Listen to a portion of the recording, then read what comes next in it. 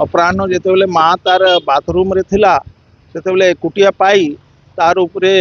Attempt कला धर्षण करने। आज मान्यवर पूजा षडंगी एडीजे पॉक्सो कोर्ट रो जे जज अच्छा से गोटे शुणाणी कर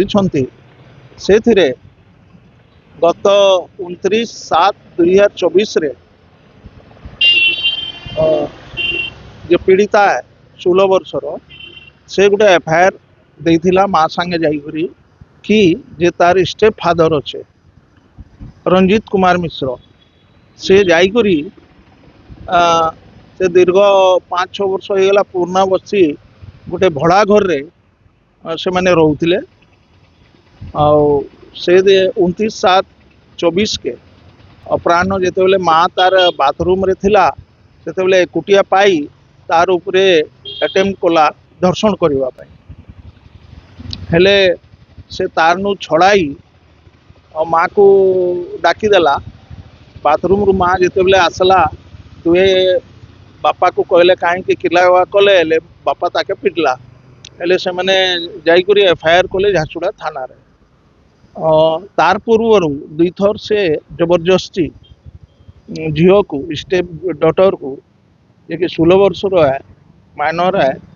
ताके दर्शन करथिला और जबरदस्ती तार मुँह बंद करी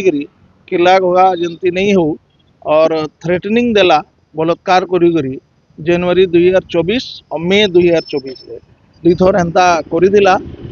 और थ्रेटनिंग देला धमकी देला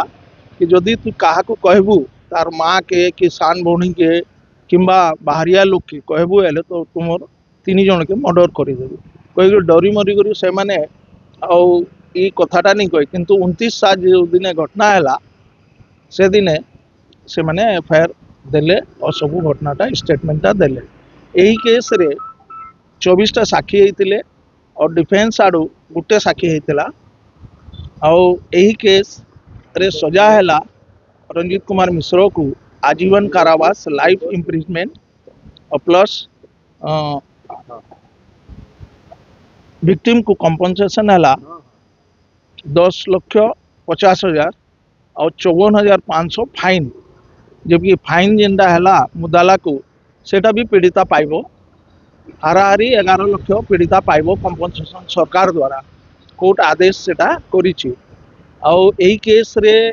जितेबेले मु कंटेस्ट करुली मते जे निर्देशक अच्छा डायरेक्टर प्रोसिक्यूशन श्री वृंदावन नायक